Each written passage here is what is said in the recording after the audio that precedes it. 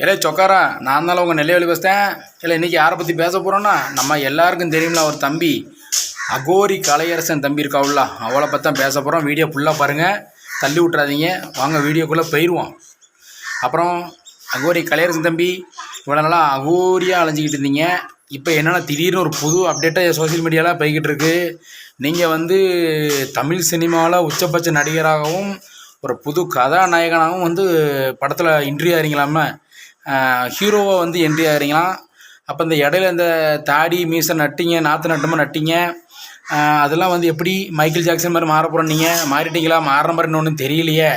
அப்புறம் படம் நடிக்க போகிறீங்களா? அந்த படம் பேர் என்ன? ரக்கெட்டு பாயா? என்ன யாரா அந்த பையன்? யாரா அந்த பையன்? அப்படி ஒரு படம் நடிக்க போகிறீங்களா? அந்த படத்தில் ஹீரோ நீங்கள் தானா? எப்படி ரவுடியாவா ரகடு பையன் நடிக்க போகிறீங்களா? இல்லை லவ் பண்ணுற பையனை நடிக்க போகிறீங்களா?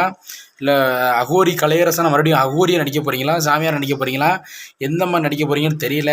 அப்புறம் எம்மா இந்த பிரகா தங்கச்சி, அப்புறம் நம்ம அகோரி கலையரசன் சாமி உங்கள் வீட்டுக்கார், அவர் வந்து இப்போ படத்தில் ஹீரோவாக என்ட்ரி ஆக போகிறாரு.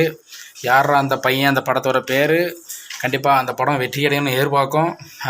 அகோரி கலையரசன் தம்பி, நீங்கள் மேலும் வெற்றியடைந்து செல்வாக்கு பெறணும் அப்படின்னு நான் கும்பிட்ற தெய்வத்தை வேண்டுனேன். ரொம்ப சந்தோஷம். நீடூடி வாழ்க, படம் வெற்றி பெற வாழ்த்துக்கள். யாரா அந்த பையன்? எல்லோரும் போய் தியேட்டரில் பாருங்கள். நம்ம தலைவன் புதுசாக மாஸ் ஹீரோ என்ட்ரியாக வராரு, அகோரி கலையரசன் தம்பி.